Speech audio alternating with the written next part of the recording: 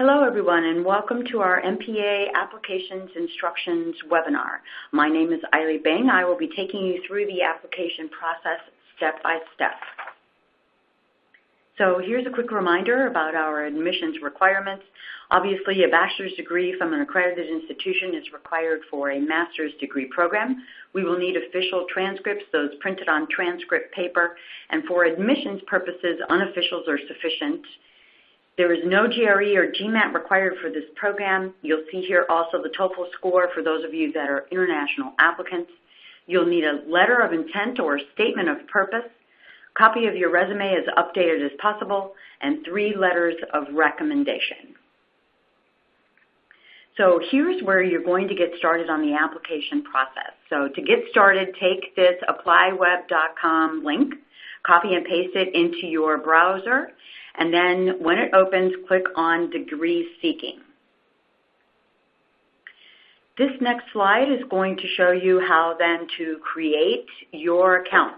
Remember, please, to note your user ID and password for future use.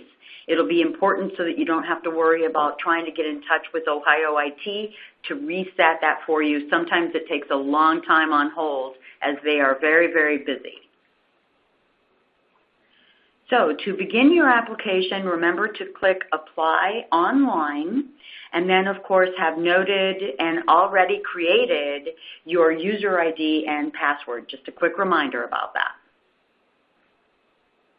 Very good. So now step 4. This is where you're going to fill out your personal information on this page in the application. Please make sure that you double check the spelling of your name, because we have had occasions where then we have to go back in through the registrar's office to correct something as simple as Robert and then accidentally have hit the RR twice. So just make sure, double check everything, take the time to be sure that everything is spelled correctly. Also, please be sure, for those of you who have gone under other names previously or under other names on your academic records, please make sure that you note those names. So, step 5. When you get to the program selection page, you're going to type in Public Administration, and then you're going to select the program that you wish to apply for. Please note, M as in Mary, P as in Paul, 4413. This is the 100% online program. Select that and then click Continue. So now on to step 6. We're going to select the term and click Save. Be sure that you are selecting the correct term in which you'd like to start. Obviously, May is summer, fall is late August, spring is January.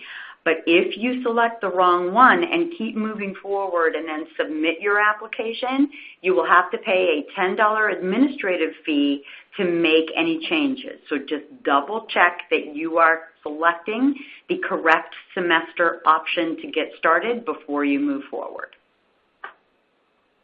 Here we go. So step 7, this is where you're going to upload all of your supporting documents, your statement of purpose, resume, transcripts, etc. So a couple of notes here for you. Your statement of purpose or your essay should start with an educational section.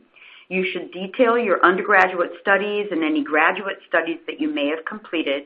If there were any extenuating circumstances about your studies or the grades received, this is a really good place to address this. Next, you should cover your professional experience, and after that, you should cover your career goals and how this degree would help you in achieving those goals.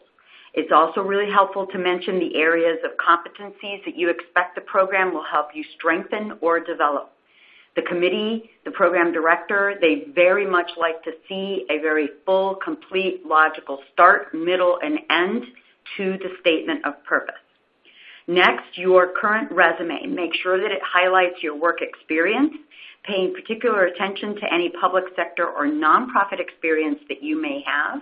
Although that is not a requirement, it does help as far as admissibility is concerned. Remember, there is a preference for 3 years professional experience. However, it does not have to be, as I mentioned, in public sector or nonprofit to be considered for admission. Other supplemental documents that you might want to add These are for those additional things. So, for example, if you'd already taken a GRE and you want to submit it, you can. Remember, GRE and GMAT are not required. Or if you have additional writing samples or anything that you would like to become a part of your application, that's what the supplemental documents section is for. So now, step 8. You're going to provide your academic history, including your bachelor's degree's institution. And please note that for online MPA, the GRE is not a requirement, but if you took it, as I mentioned before, you can certainly add it. Make sure that you have a transcript that you have scanned that is printed on transcript paper, not something that you've downloaded from your institution's website. That even though it says unofficial transcript, that is actually a DARS report or an advising report for admissions purposes. So we need to have transcripts that have been printed on actual transcript paper. Also remember that when I said that unofficials can be used for the admissions process, if you are accepted, you will need to secure transcripts in an official manner, meaning directly from your institution to the graduate college or your enrollment advisor prior to the end of your first semester. So on step 9, you're going to provide at least 3 recommenders' information, name and emails of those individuals that you've already spoken to and asked to serve as a recommender for you. When you save and close, even if you do not submit your application the day you input this info, the system will automatically send them an email. It will include a form to be completed and signed and instructions on what we are looking for in a recommendation. Please make sure that you point out to your recommenders that they should look in their spam folder or their junk folder if they do not see the email from the application system, because sometimes that's exactly where it goes, and it makes it a little more challenging for you to be able to secure your letter of recommendation in time. So, step 10. This is where you're going to complete the remainder of your application, pay your application fee, and then submit. Your application fee can be paid with a credit card, and your app can be submitted before your recommenders have completed their letters of recommendation. If you do not have transcripts, but have instead ordered transcripts to be sent to the graduate college or to your enrollment advisor, you can also submit the application with those documents missing. You will receive a confirmation that your application was submitted, and you can send your advisor an email letting them know that it has been submitted.